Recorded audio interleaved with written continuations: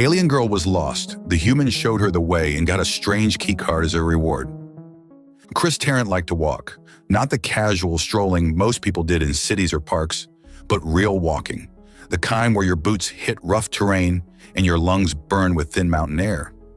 The desolate landscape of Proxima B-7 provided plenty of opportunities for such excursions, with its jagged purple mountains and rust-colored valleys stretching endlessly toward the horizon. Dressed in his black combat suit, complete with steel armor plating, standard issue for all human security contractors in this sector, he cut a striking figure against the alien landscape. His tousled brown hair and stubbled jaw gave him a rugged appearance that matched his surroundings perfectly. The morning's patrol had been uneventful, as usual. The alien city of New Arcturus glittered like a jewel in the distance, its crystalline spires catching the light of the binary stars overhead. Chris had deliberately chosen a route that would take him far from the city's bustle. Out here in the silence of the wilderness, he could think. That's when he heard it, a sound that didn't belong in this barren landscape. Crying. Chris's hand instinctively moved to his sidearm as he followed the sound. Years of military training had taught him to be cautious, but curiosity pushed him forward. As he rounded a massive boulder, he found the source of the distress. A humanoid alien woman sat on a rock, her head in her hands. Her violet skin seemed to shimmer in the starlight, and her long, wavy hair of the same color cascaded down her back. She wore a form-fitting black outfit that left little to the imagination, while still maintaining an air of sophisticated alien fashion. "Hey," Chris called out, keeping his voice gentle but firm. "You all right?" The alien woman's head snapped up, her iridescent eyes widening in surprise. Then unexpectedly, relief flooded her features. "Oh, thank the stars," she said in perfect English, her voice carrying a melodic quality that seemed to dance on the air. "I thought I was going to die out here." Chris approached carefully, noting how she didn't seem threatening, just genuinely distressed. "What happened?" "I'm such a fool," she said, standing up and brushing dust from her outfit. "I wanted to see the crystal falls everyone talks about, but I got turned around in these mountains. My nav system malfunctioned, and I've been wandering for hours." She gestured at the rocky terrain. "Everything looks the same out here."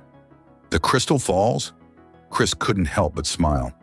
"You're about 15 clicks in the wrong direction. They're north of the city, not west." 15? She groaned, pressing a delicate hand to her forehead. "No wonder I couldn't find my way back. My ship is docked in New Arcturus, and I've been walking in circles trying to find the right path." "Well, you're in luck," Chris said, his training kicking in. "I know these mountains better than most. I can guide you back to the city." He extended his hand. "I'm Chris Tarrant, by the way, human security contractor." She took his hand, her touch surprisingly warm. "Vyra Tassoni, cultural exchange officer." She smiled, revealing perfect white teeth that contrasted beautifully with her violet skin. "And I would be eternally grateful for your help, Chris Tarrant." "It's a bit of a trek back," Chris warned, already scanning the horizon to plot the safest route. "These mountains can be dangerous, especially as the suns start to set." "Dangerous?" Vyra's eyes widened slightly. "I thought this area was secured by the Coalition." Chris chuckled, the sound echoing off the rocky walls around them. "Secured is a relative term out here. The native wildlife doesn't much care for political boundaries." He gestured for her to follow him. "Stay close. The path gets tricky in places." As they began their journey, Chris couldn't help but notice how gracefully Vyra moved across the difficult terrain, despite her earlier troubles with navigation. Her species, which he now recognized as Etherian, were known for their natural agility. "So, cultural exchange officer?" Chris asked as they carefully picked their way down a steep incline. "That's an interesting title." "Says the security contractor," Vyra replied with a hint of playful sarcasm. "But yes, I help facilitate understanding between species. Though today I seem to be doing a spectacular job of demonstrating how not to explore the alien worlds." Her self-deprecating humor made Chris smile. "Hey, at least you're providing a great example of interspecies cooperation right now." "Is that what this is?" She raised an elegant eyebrow. "And here I thought you were just being a gentleman." "Well, my mother did raise me right," Chris responded, extending a hand to help her over a particularly treacherous section of loose rocks. "Though she probably didn't expect me to be playing mountain guide to lost alien diplomats. Their conversation flowed naturally as they made their way through the rocky landscape. Chris found himself impressed by Vira's quick wit and intelligence, while she seemed genuinely interested in his stories about life as a human working in alien territories. "You know," Vera said after a while, "most species find humans intimidating. Your kind has this reputation for being reckless, aggressive, stupidly brave," Chris supplied with a grin. "I was going to say, or remarkably adaptable," she corrected, giving him an amused look. "Though those other traits aren't entirely inaccurate. We prefer to think of it as being resourceful," Chris said, pausing to check their bearings. "Speaking of which, we should probably pick up the pace. Those clouds on the horizon, they're not actually clouds." Vira looked where he was pointing, her expression growing concerned. "What are they?" "Dust storm. They're common in this region, but not something you want to get caught in." He quickened his stride. "Especially not in that outfit." "What's wrong with my outfit?" Vera asked, matching his pace. "Nothing at all," Chris replied with a straight face. "If you're attending a diplomatic function, for surviving a Proxima dust storm, not so much." The dust storm was gaining momentum as Chris and Vira reached the outskirts of New Arcturus. The city's protective shields cast a shimmering iridescent dome over the metropolis, its surface rippling like liquid mercury in the fading light of the binary stars. "Perfect timing," Chris said, gesturing toward the nearest shield gate. "Another 10 minutes and we'd have been caught in that mess." Vera's violet hair whipped around her face as she turned to watch the approaching wall of rust-colored dust. "I can't believe I was foolish enough to venture out there without proper preparation." She shifted her attention back to Chris, her iridescent eyes catching the light in a way that made his breath catch. "Though I suppose if I hadn't, we wouldn't have met." The shield gate's scanning beam swept over them, recognizing their credentials and granting immediate access. As they stepped through, the howling wind died away, replaced by the familiar hum of the city's environmental systems. "The Etherian district is this way," Chris offered, pointing toward a cluster of elegant crystalline structures that seemed to grow from the ground like exotic flowers. "I can escort you." "Actually," Vira interrupted, a mysterious smile playing at her lips, "my ship is docked in the commercial district." She gestured in the opposite direction, where more utilitarian structures dominated the skyline. Chris raised an eyebrow but didn't comment on the contradiction. Cultural exchange officers often had reasons for being less than forthcoming about their true destinations. As they walked through the city's winding streets, Chris couldn't help but notice how other aliens, and even humans, reacted to Vera's presence. The Etherians were known for their natural grace and beauty, but there was something different about her, something that commanded attention without seeking it. "I hope you don't mind me saying," Chris ventured, "but you don't strike me as a typical cultural exchange officer." Vera's laughter was like wind chimes in a gentle breeze. "And what does a typical cultural exchange officer strike you as, Chris Tarrant?" "Well, for starters, they usually travel with an entourage, and they definitely don't go hiking in the mountains alone wearing—" He gestured vaguely at her outfit. "Ah, so you have been paying attention to my attire," she teased, her steps taking on an almost dance-like quality as she walked beside him. Chris felt heat rise to his face but maintained his professional demeanor. "It's my job to be observant. Is it also your job to rescue lost aliens?" "Only the interesting ones." Their playful banter continued as they navigated through the commercial district's bustling thoroughfares. Street vendors hawked their wares, everything from exotic alien fruits to questionably legal tech modifications. The air was thick with the scent of various cuisines from across the galaxy, and holographic advertisements painted the buildings in ever-changing colors. Finally, they reached a private docking bay tucked away in a quieter section of the district. A sleek vessel sat on the landing pad, its hull gleaming with the same iridescent quality as Vira's eyes. It wasn't the kind of ship a mid-level diplomatic officer would fly. Vira paused at the bay's entrance, turning to face Chris. The artificial lighting caught her violet skin in a way that made it seem to glow from within. "I owe you my gratitude, Chris Tarrant."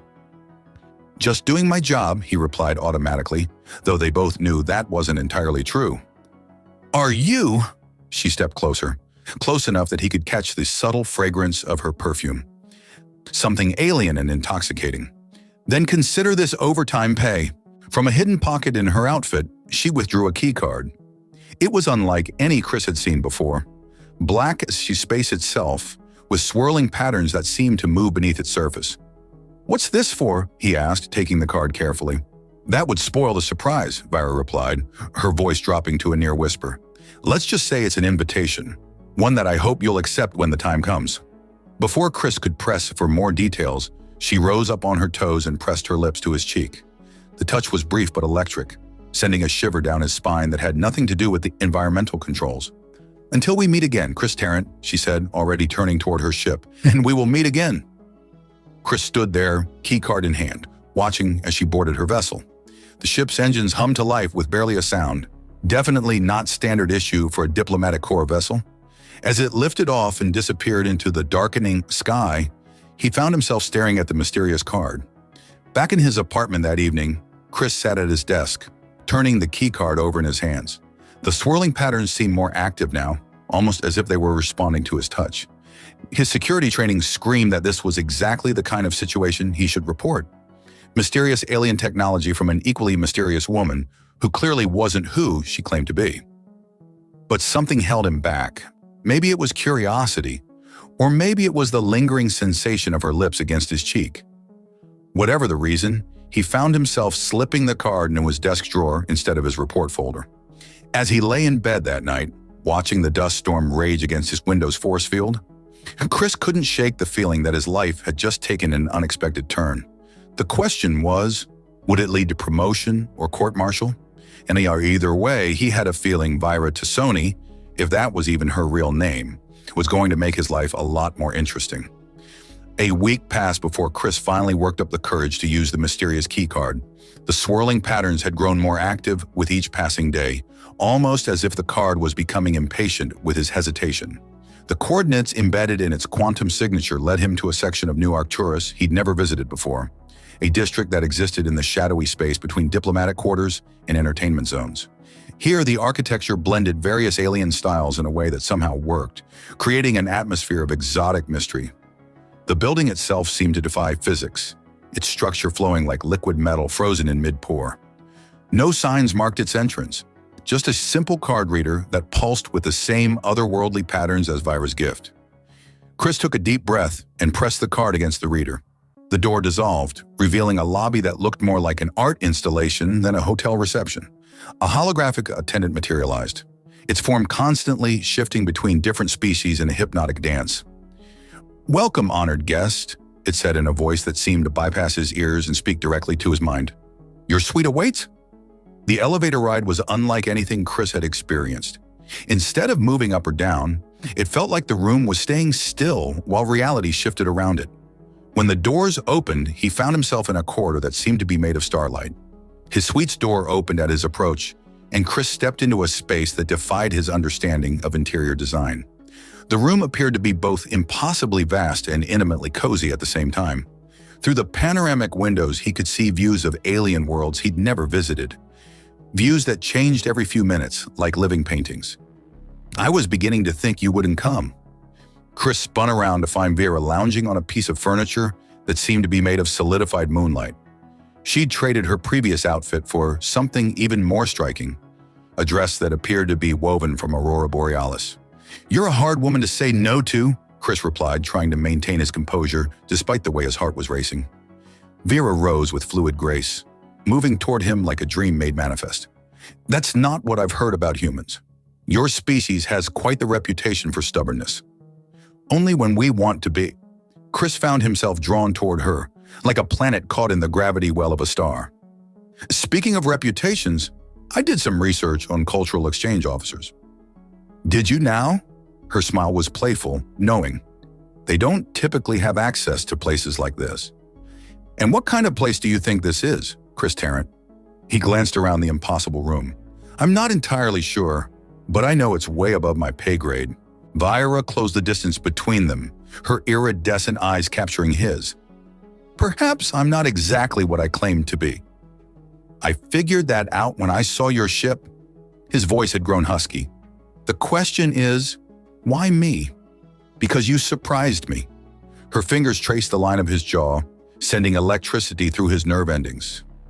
"Do you know how rare that is? To surprise someone who's lived as long as I have? And how long is that? Long enough to know what I want when I see it? Her touch moved to his lips. Your species fascinates me, Chris. You're so young, so vital.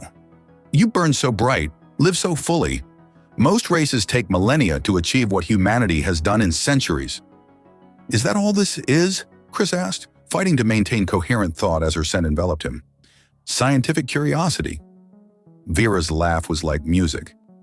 If you think that, you haven't been paying attention.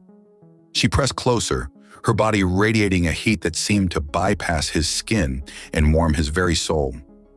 I chose you because when you found me in those mountains, you didn't see a lost alien or a potential diplomatic incident. You saw someone who needed help, and you gave it freely without expectation of reward.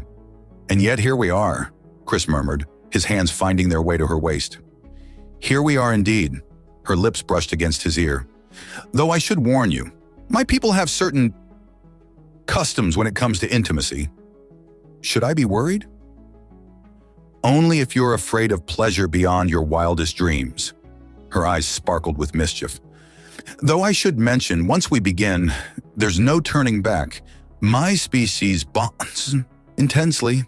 Chris pulled back slightly, searching her face. Is that a warning or a promise? Both. Her fingers tangled in his hair. My people don't believe in casual encounters, Chris. If we do this, it means something. Something permanent. The rational part of his brain, the part trained in security protocols and risk assessment, screamed at him to step back, to think this through. But there was something in Vira's eyes, something ancient and wise and utterly sincere, that made all those concerns seem trivial. I'm not looking for casual, he heard himself say. Her smile was radiant. I was hoping you'd say that. What followed was a night that redefined Chris's understanding of intimacy. Vera's people had evolved a ways of pleasure that transcended physical sensation, creating connections that bridged mind and soul. Every touch, every kiss, every moment of passion was amplified by their growing psychic bond. Hours or days later, time had lost all meaning.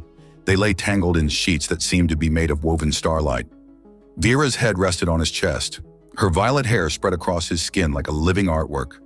That was... Chris struggled to find words adequate to describe the experience. Just the beginning, Vira finished, tracing patterns on his chest. The bond will only grow stronger now. Soon we'll be able to sense each other's thoughts, feel each other's emotions. Is that why you really gave me the keycard? To create this bond? She propped herself up on an elbow, looking down at him with those mesmerizing eyes. I gave you the keycard because from the moment I saw you, I knew you were different, special. My people can sense potential matches. It's part of our biology, but I've never felt a pull this strong before. So what happens now? Now? Vera's smile held secrets and promises. Now we begin the real adventure. Because there's something else I haven't told you about my species. I am the crown princess of the Etherian Empire, Vira said softly, her fingers still tracing patterns on Chris's chest. Chris's mind, still hazy from their intimate encounter, took a moment to process her words. When it did, he sat up abruptly, nearly dislodging her from her position. You're... What? Vera's laugh tinkled like crystal wind chimes. Is it really so hard to believe? The crown princess of the most advanced civilization in known space was wandering alone in the mountains? Chris ran a hand through his tousled hair. And we just... Made love? Vera finished, her iridescent eyes dancing with amusement. Created an unbreakable psychic bond? Yes, we did. She sat up, the sheets of starlight flowing around her like liquid moonbeams. And it was exactly what I hoped it would be. Chris's security training kicked in, making him analyze every interaction they'd had with new context. The Lost Tourist Act? It was a test? More of an opportunity, she corrected, reaching out to touch his face. Through their new bond, he could feel her sincerity.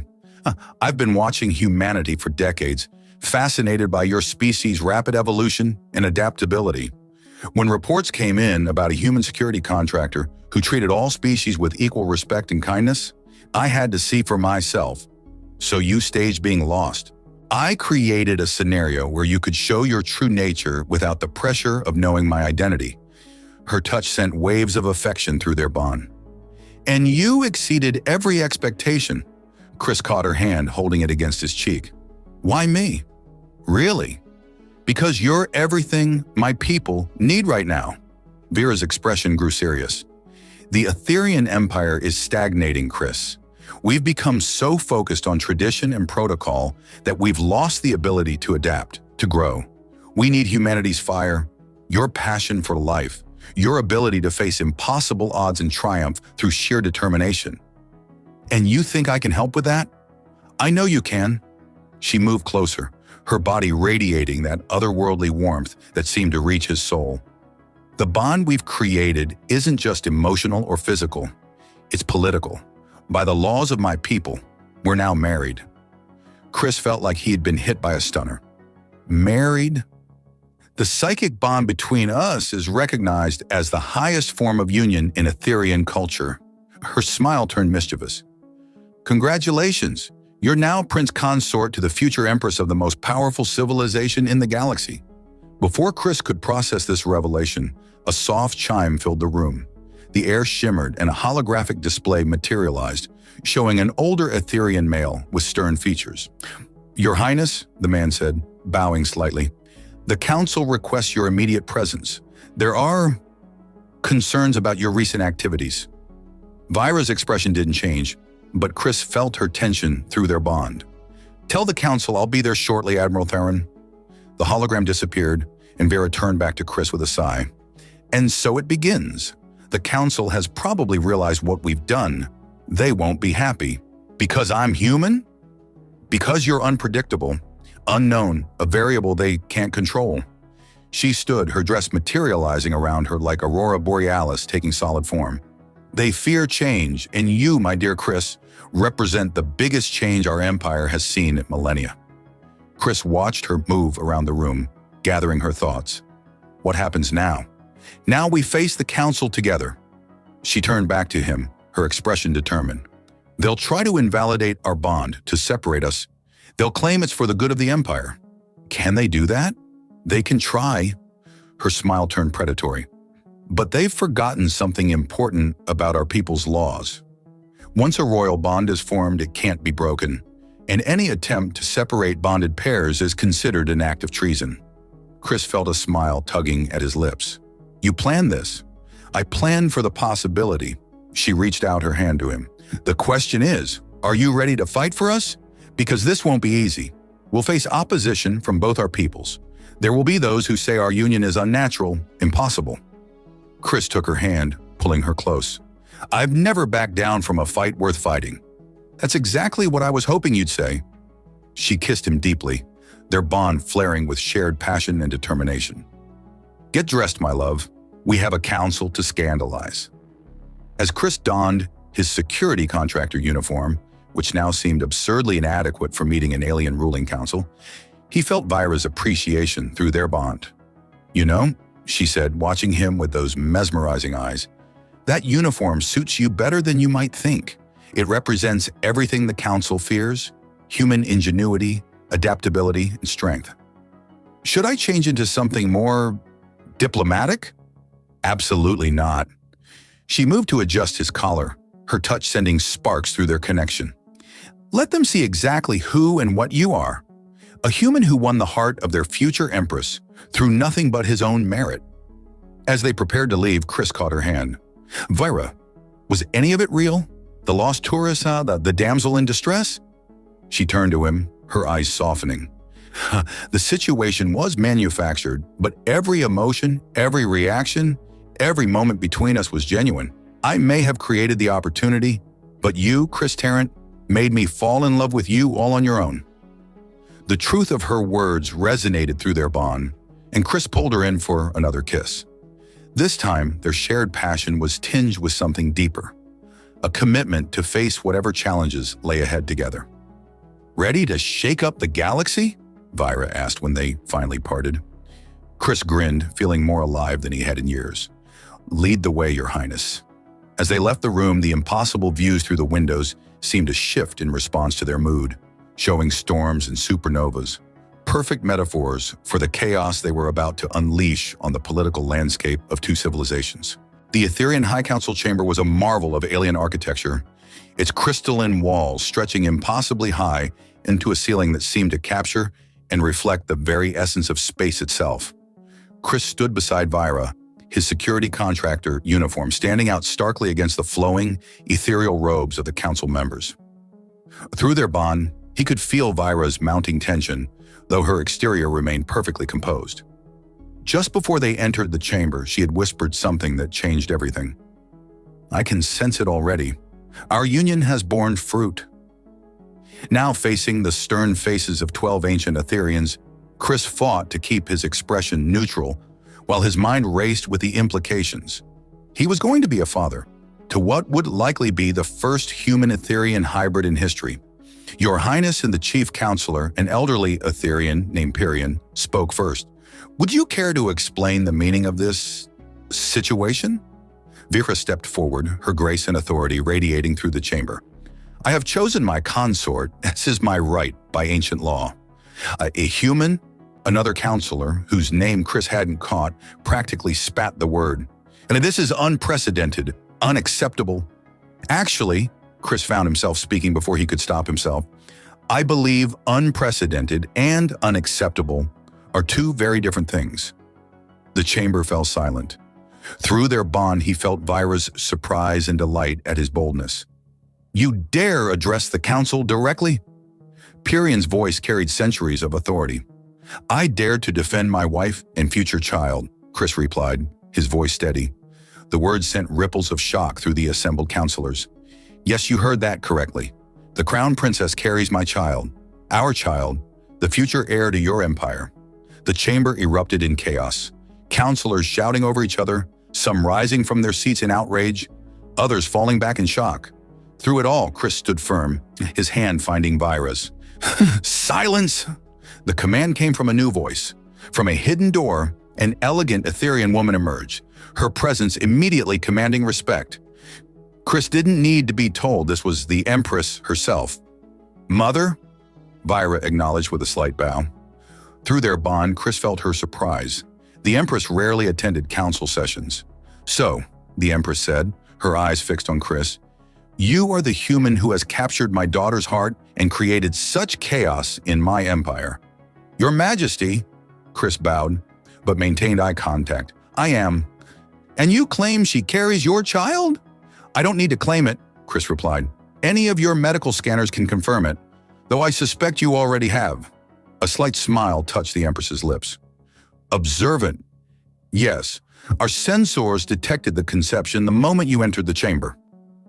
She turned to the council. "The ancient laws are clear. A royal bond, once formed, cannot be broken. And now that an heir has been conceived, any attempt to separate them would be not just treasonous, but sacrilegious." "But your Majesty," one counselor protested, "a human? Our bloodline has grown stagnant," the Empress cut him off. "For millennia, we have bred among ourselves, becoming ever more set in our ways, ever more resistant to change. Perhaps this is exactly what we need." She turned back to Chris. "Tell me, human, what do you bring to our empire besides your genetic diversity?" Chris felt Vyra's encouragement through their bond. Humanity's greatest strength isn't our technology or our physical capabilities. It's our adaptability, our ability to face the impossible and find a way through. We don't accept limitations, we overcome them. "And how would you demonstrate this quality?" "I'm standing here, aren't I?" Chris gestured around the chamber. "A simple security contractor facing the most powerful governing body in known space, defending my right to love your daughter and protect our child. If that's not human adaptability and determination, I don't know what is." Unexpected laughter filled the chamber. The Empress was actually chuckling. "Well said." She turned to the council. "My daughter has chosen well. This human understands something you've all forgotten. That true strength lies not in rigid adherence to tradition, but in the courage to forge new paths." "But the protocols," Pyrian began. "Will be adapted," the Empress declared, "just as they have been throughout our history. Or did you forget that our current form of government was itself once considered radical? Through their bond, Chris felt Vera's joy and relief washing over him. She stepped forward, addressing the council directly. My choice is made. My bond is formed. My child grows within me. You can either accept this change and help us guide our empire into a new era of growth and adaptation, or you can cling to your fears and watch our civilization continue to stagnate. The chamber fell silent as her words sank in. Finally, Pyrion spoke again, his tone resigned but thoughtful. Perhaps there is wisdom in this union we cannot yet see. He turned to Chris. You will need to learn our ways, our history, our protocols. And you'll need to learn ours, Chris replied, because this child will be a bridge between two civilizations. It deserves to know both sides of its heritage. The Empress nodded approvingly. It is decided then. The council will accept this union and begin preparations for a formal royal wedding ceremony. She paused, her eyes twinkling. Though I believe the traditional consummation ritual will have to be waived, given the circumstances. Chris felt heat rise to his face as several counselors actually chuckled. Through their bond, Vira's amusement sparkled like starlight. As they left the chamber later, Vira pulled him into an alcove, her eyes shining with joy and mischief. You were magnificent, she whispered, pressing against him. I knew you'd win them over. We won them over, Chris corrected, his hand resting on her stomach where their child grew. All three of us. The grand cathedral of the Etherean Empire floated in high orbit above their homeworld, its crystalline spires catching starlight and transforming it into cascading rainbows. Inside, preparations for the first human Etherean royal wedding were underway, blending traditions from both cultures in ways that had protocol ministers from both species pulling their hair out. Chris stood before a mirror, adjusting the ceremonial armor that combined human military precision with Etherean artistic flair. Through their strengthening bond, he could feel Vira's excitement and anticipation from her preparation chamber on the other side of the cathedral. Nervous? Admiral Theron asked, his earlier hostility having evolved into grudging respect over the past weeks. About the wedding? No. Chris checked his ceremonial blade, a human tradition the Ethereans had agreed to incorporate. About the 7 assassination attempts we've already stopped? Maybe a little. 8, Theron corrected. We caught another one this morning, so some hardliners still can't accept change. Chris nodded grimly. Despite the Empress's support and the Council's official acceptance, there were those who saw his union with Vera as an abomination. Their latest attempt had involved trying to sabotage the cathedral's environmental systems, a plot that would have killed hundreds of guests from both species. Through their bond, Chris suddenly felt Vira's alarm. Something was wrong. They're here, she projected into his mind. The royal chamber is compromised. Without hesitation, Chris bolted from the room, Theron close behind. The Admiral was shouting orders into his communicator, but Chris was already running on pure instinct and the pull of their bond. He rounded a corner to find 2 guards unconscious outside Vera's chamber. The door was sealed, but he could hear fighting inside. Through their connection, he felt Vera's fierce determination. She was holding her own, but she wasn't alone. The door's encrypted, Theron announced, working at the control panel. Chris didn't hesitate. He drew his ceremonial blade, which, unlike traditional ceremonial weapons, was very real and very sharp, and plunged it into the panel's seam. Using it as a lever, he forced the door open through sheer human strength. The scene inside was chaos. Vira, resplendent in her wedding dress, was facing off against 3 assassins, using her natural Etherean abilities to keep them at bay. A 4th lay unconscious, or worse, in the corner. That's my wife, Chris announced, his voice carrying the kind of authority that made even hardened killers pause. And you're all at my wedding. The assassins turned, clearly not expecting the groom to arrive so quickly. Their hesitation was all Chris needed. He launched himself into the fray, his combat training combining with his ceremonial armor's enhanced capabilities. The first assassin went down to a precisely aimed strike to the throat. The second managed to draw a weapon, but never got to use it. Chris's blade found a gap in their armor that no one but a human would have thought to exploit. The third, seeing his companions fall so quickly, made the mistake of trying to use Vira as a hostage. He didn't account for their bond, which let Chris know exactly when Vera would duck, allowing his thrown blade to find its mark. The entire fight lasted less than 30 seconds. 8 assassination attempts? Vira said, straightening her dress with imperial dignity. I believe you mean 9. Chris moved to her side, his hands checking her for injuries, even as their bond told him she was unharmed. Are you all right? The baby? We're fine. She placed her hand over his where it rested on her stomach. Though I believe we've thoroughly scandalized the protocol ministers. Fighting assassins in my wedding dress wasn't in the ceremony guidelines. Security forces finally burst in, led by Theron, who took in the scene with a mixture of shock and admiration. Remind me, the Admiral said, why did anyone think attacking a human warrior and an Etherean princess was a good idea? Desperation, Vira answered, her voice turning serious. They fear change so much that they're willing to die to prevent it. She looked at the fallen assassins, though I doubt they expected to die quite so quickly. Chris felt her concern through their bond. Hey, he said softly, turning her to face him. This changes nothing. We're still getting married today. In this dress? She gestured to the now slightly battle-damaged gown. It's hardly proper. It's perfect, Chris insisted. What better way to start our union than by fighting side by side? Besides, he grinned, I think it adds character. Through their bond, he felt her amusement and love wash over him. My human warrior, she murmured, pulling him down for a kiss that sent sparks through their connection. Your Highnesses, Theron interrupted reluctantly. The ceremony. Right, Chris straightened, but kept his hand in Vira's. Let's go get married, unless anyone else wants to try stopping us? The ceremony that followed was unlike anything either civilization had seen before.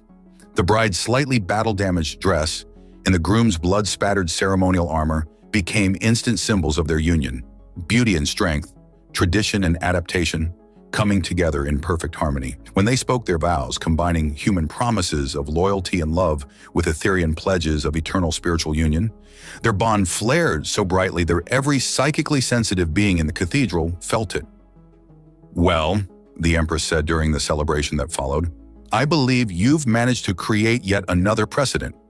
No royal wedding in our history has ever involved combat.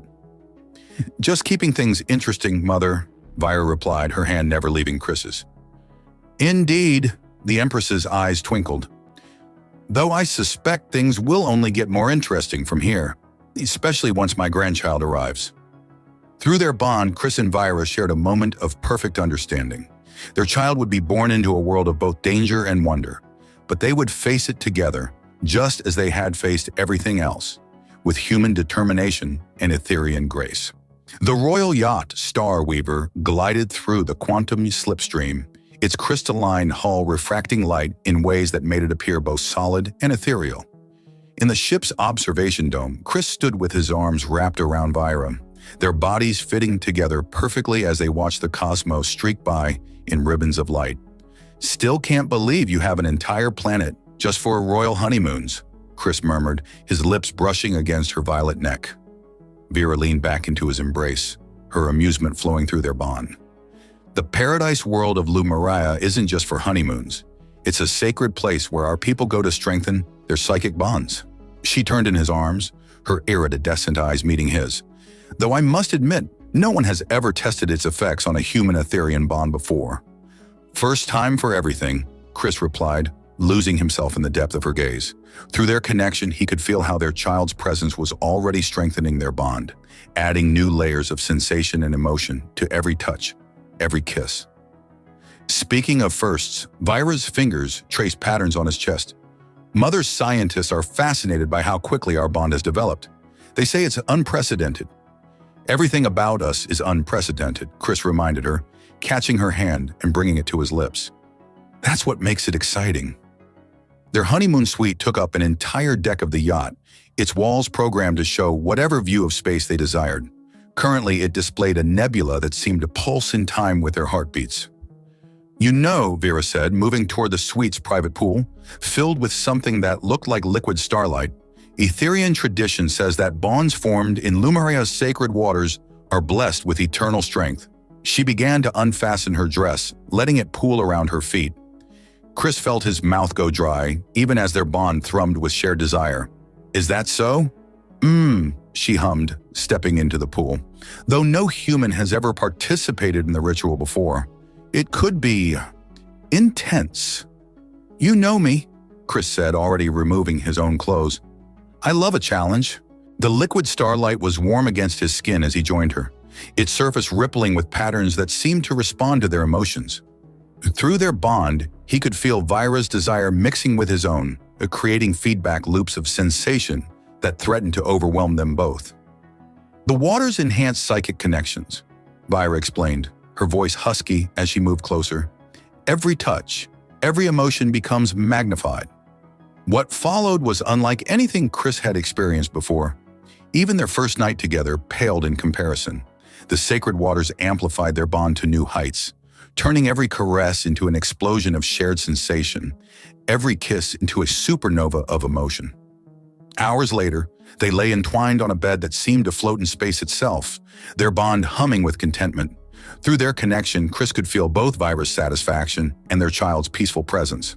That was, he searched for words. Unprecedented? Vira suggested with a laugh that sent shivers of pleasure through their bond. I was going to say amazing, but unprecedented works too. He propped himself up on an elbow, looking down at her. Though I have to ask, was this part of your plan all along? When you pretended to be lost in those mountains? Vira's fingers traced the line of his jaw. Would you believe me if I said no? That finding you was the most wonderfully unexpected thing that's ever happened to me? Through their bond, he felt the absolute truth of her words. I believe you, though I'm still trying to wrap my head around how a princess of the most advanced civilization in space managed to actually get lost. I wasn't lost, she reminded him with a playful smile. I was temporarily misplaced. There's a difference. Ah, of course, my mistake. He caught her hand, pressing a kiss to her palm. Though I have to say, for someone who was just temporarily misplaced, you seemed pretty distressed when I found you. I'm an excellent actress, she said with mock haughtiness, then softened. Though my tears weren't entirely fake, I was frustrated, tired of the endless political machinations, the constant pressure to be perfect. She touched his face gently. Then you appeared, this wonderful human who didn't know or care who I was, who helped me simply because it was the right thing to do. And now look at us, Chris gestured around their honeymoon suite, married, expecting a baby, and about to land on a sacred planet to perform ancient rituals in blessed waters. Speaking of which, Vira sat up, the sheets sliding off her violet skin in a way that immediately captured Chris's attention. We should be approaching Lumeria soon. The actual ceremonial pools there make this one look like a puddle. Through their bond, Chris felt her anticipation, both for the sacred rituals and for what would follow. More unprecedented experiences? Oh yes, she purred, moving to straddle him. Though perhaps we should practice a bit more first, just to be prepared? Their laughter turned to sighs of pleasure as they lost themselves in each other once again, their bond singing with joy and love. Outside their suite, the stars continued their eternal dance, bearing witness to a union that would change two civilizations forever. The sacred pools of Lumeria shimmered with an otherworldly radiance as three moons aligned in the violet sky above. Chris paced outside the ceremonial birthing chamber, his bond with Vira thrumming with a mixture of pain, excitement, and anticipation.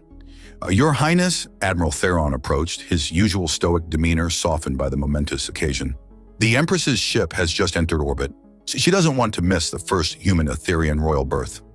Chris nodded, his attention split between the Admiral's words and the sensations flowing through his bond. Inside the chamber, Vira was surrounded by both Etherian healers and human doctors, all working together to ensure the safe delivery of a child, unlike any the galaxy had seen before. Through their connection, he felt Vira's amusement at his anxiety. Come in, my love. Her thoughts reached him. I need you here. The birthing chamber was a marvel of both species medical knowledge. Crystal formations channeled the sacred water's energy, while human medical monitors tracked every vital sign. Vira floated in a pool of liquid starlight, her violet skin gleaming with an inner radiance that took Chris's breath away. The alignment is nearly perfect, one of the Etherian healers announced. The sacred waters are responding to the child's presence. Chris took his place beside the pool, reaching for Vira's hand. The moment their skin touched, their bond exploded with shared sensation. He could feel everything she felt, their connection stronger than ever before. "Remember when you found me in those mountains?" Vera's voice was steady despite her labor. "Did you ever imagine we'd end up here?" "Not in a million years," Chris replied, pressing his forehead to hers. "Though I'm starting to think you might have had some idea." Her laughter turned into a gasp as another contraction hit. Through their bond, Chris shared her pain, his human resilience helping her endure. "The alignment!" someone shouted. Above them, through the chamber's crystal dome, the three moons of Lumeria formed a perfect triangle. The sacred waters began to pulse with light, responding to the celestial event. What happened next would be talked about for generations. As their son entered the world, the sacred waters erupted in a display of light and energy that bathed the entire chamber in radiance. The baby's first cry carried notes of both human strength and Etherean harmony. "He's perfect," Vira breathed, cradling their son. The child's skin was a lighter shade of violet than his mother's, with subtle patterns that seemed to shift like starlight. His eyes, when they opened, were his father's deep brown, but with the same iridescent quality as his mother's. "He's strong," the human doctor confirmed, checking readings. "His hybrid physiology is stable. Better than stable. It's like the best qualities of both species have combined." The Etherean healer nodded in agreement. "The sacred waters have blessed him. See how they respond to his presence?" Indeed, the pool's surface rippled with patterns that matched the markings on the baby's skin. Through their bond, Chris could feel the child's consciousness already reaching out, strong and curious. The Empress entered the chamber, her presence commanding even in this intimate moment. "Well," she said, looking down at her grandson, "it seems the universe itself approves of your union."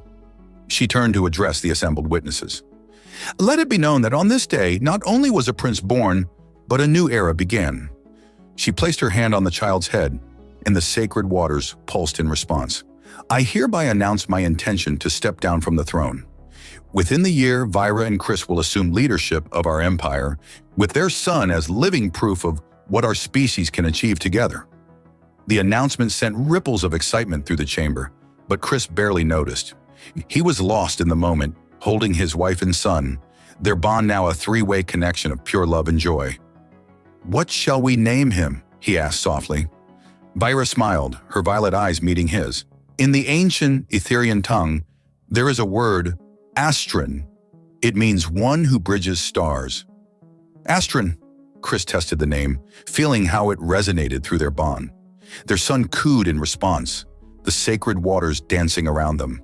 Later, as the moons began to separate in Lumeria's sky, Chris and Vera stood on a balcony overlooking the sacred pools. Astron slept peacefully in Vera's arms, his dreams sending ripples of contentment through their shared bond. "You never did tell me," Chris said, wrapping his arms around his family. "That day in the mountains, were you really lost? Or was it all part of some grand plan?" Vira turned to face him, her eyes sparkling with the same mischief that had first captured his heart. "Let's just say I was lost until I found exactly what I was looking for." She kissed him softly, their bond singing with shared love. "Though I must admit, even I couldn't have planned how perfectly it all turned out. A human security contractor and an alien princess?" Chris mused, touching their son's cheek. "Who would have thought?" "The best love stories are the unexpected ones," Vira replied. "Speaking of which," she handed Astron to a waiting nurse and pulled Chris toward their private chambers, her desire flowing through their bond. "We should properly celebrate our new titles. Future Emperor." Chris grinned, following his wife as he had since that first day in the mountains. "Lead the way, future Empress. You know I'll follow you anywhere." Above them, the three moons of Lumeria continued their eternal dance, bearing witness to a love that had changed the course of two civilizations, all because a human male had shown a lost alien girl the way, and gotten something wonderfully unexpected in return.